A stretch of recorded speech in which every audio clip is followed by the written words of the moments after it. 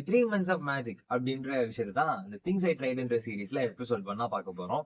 So இதோட starting point எங்கன்னு கேட்டீங்கன்னா 2019 லாக்டவுன் தாங்க. ஸோ லாக்டவுன் ஆரம்பிச்சு ஃபர்ஸ்ட் ஒரு 5 மாசம் என் லைஃபோட ரொட்டீன் எப்படி இருந்துச்சுன்னா, காலைல எழுந்திரிப்பேன், டிவி பார்ப்பேன், சாப்பிடுவேன், ஆன்லைன் கிளாஸ் ஸ்டார்ட் ஆகும், ஸ்பிளிட் ஸ்கிரீன்ல போட்டு யூடியூப்ல ரேண்டமா வீடியோ பார்த்துட்டு இருப்பேன். ஆரம்பிச்சதுக்கு அப்புறம் மத்தியானம் சாப்பிட்டு அப்புறம் கண்டினியூஸா ஃப்ரீ ஃபயர் விளையாடுவேன், சாப்பிடுவேன், தூங்குவேன், ரிப்பீட். இதே தான் கிட்டத்தட்ட 5 மாசத்துக்கு நான் ரொம்ப கன்சிஸ்டன்டா ஃபாலோ பண்ணிட்டு இருந்தேன். ஃபர்ஸ்ட் ஒரு 2, 3 மாசம்லாம் செம்ம ஜாலியா இருந்துச்சு. ஏன்னா ஸ்கூல் போக தேவையில்ல, ஹோம்ஒர்க் பண்ண தேவையில்ல, அசைன்மெண்ட் பண்ண தேவையில்ல, எந்த விஷயமும் இல்ல. ஸோ அப்படி இருக்கச்ச இந்த மாதிரி இருக்கும்போது ரொம்ப ஜாலியா இருந்துச்சு. ஆனா போக போக போக எப்படி ஆயிடுச்சுன்னா, வீட்லயும் திட்ட ஆரம்பிச்சுட்டாங்க. நீ ஃப்ரீ ஃபயர் ரொம்ப விளையாடுற, ரொம்ப ஃபோன் யூஸ் பண்ற அப்படின்னு. அது போக எனக்குமே ரிலீஸ் ஆகுது. ஏன்னா நம்ம ரொம்ப ஃபோன் யூஸ் பண்றோமோ, கொஞ்சம் ஓவரா தான் போறோமோ அப்படின்ற மாதிரி நானும் ஃபீல் பண்ணேன். ஸோ அப்படி இருக்கும்போது இப்படியே விட்டா சரி ஆகாது. ஏன்னா அப்புறம் ஸ்டடீஸ் எல்லாம் கான்சென்ட்ரேட் பண்ண முடியாதுன்னு ஒரு சின்ன பயம் வர.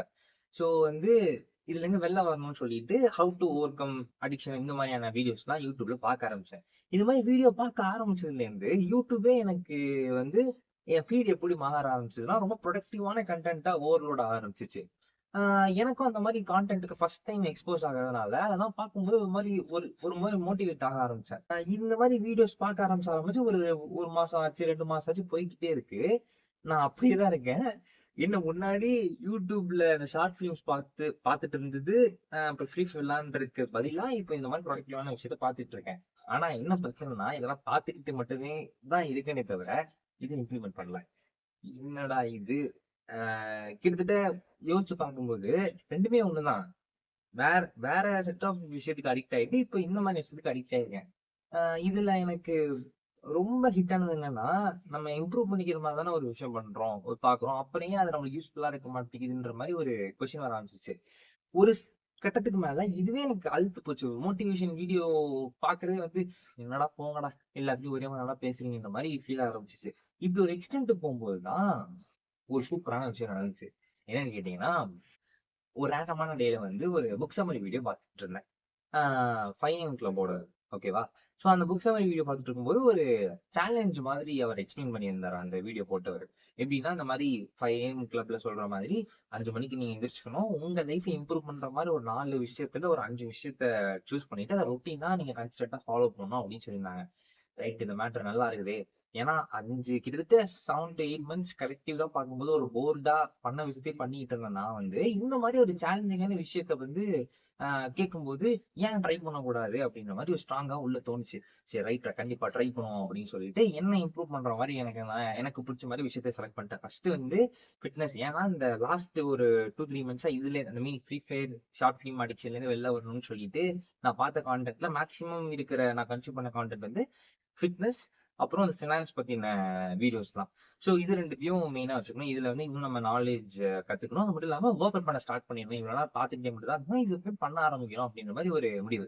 ஸோ ஃபிட்னஸ், ஃபினான்ஸ், அப்புறம் இந்த மாரி மொபைல் அடிக்ஷன் சொன்னேன் பார்த்தீங்களா? இதுல நான் ஒரு நாளைக்கு எவ்வளவு நேரம் மொபைல யூஸ் பண்றேன், அத நான் எவ்வளவு கண்ட்ரோலா வச்சுக்கிறேன்றத ட்ராக் பண்ற மாரி ஒரு விஷயம் செலக்ட் பண்ணிக்கிட்டேன்.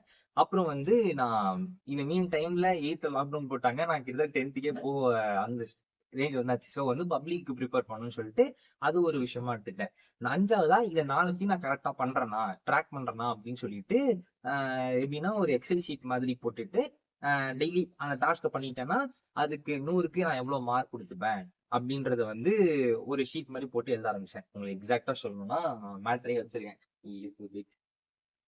ஆ ஸோ உங்களுக்கு தெரியும்னு நெனைக்கிறேன்.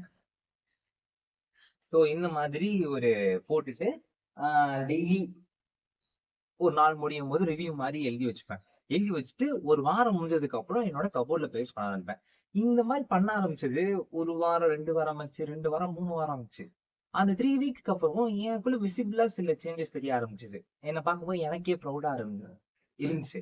இதுல என்ன சைக்காலஜிக்கலா ட்ரிகர் பண்ண விஷயம் என்னன்னா, இத நான் கபோர்ட்ல ஒட்டுவேன்னு சொன்னேன் பார்த்தீங்களா? ஸோ 3 வீக்ஸ் கன்ஸ்டன்ட்டா ஒட்டும்போது, ஆம் எனக்கு ஒரு மாரி என்னைய பார்க்கும்போது, "டேய் நீ ஏதோ ஒரு விஷயத்துல இம்ப்ரூவ் ஆயிட்டு இருக்கடா" அப்படின்ற மாரி எனக்குள்ளேயே ஒரு ஆ நேச்சுரலா ஒரு மோட்டிவேஷன் வந்துச்சுன்னு வச்சுக்கோங்களேன்.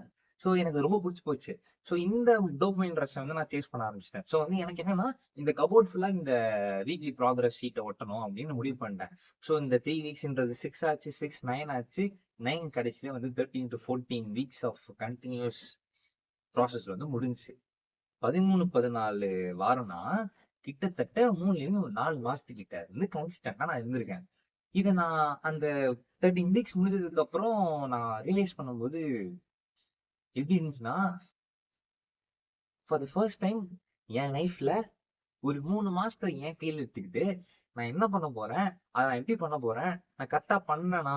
அப்படின்ற விஷயத்த வந்து ட்ராக் பண்ணி என் கண்ட்ரோல்ல வச்சுக்கிட்டேன்ற மாரி ஒரு ஃபீல். செம்மையா இருந்துச்சுங்க. லைஃப்ல ஏதாச்சும் ஒண்ணு நம்மளுக்கு நல்லா நடக்கும்போது, சட்டுன்னு அடிச்சுட்டு உட்கார வைக்கும்ல.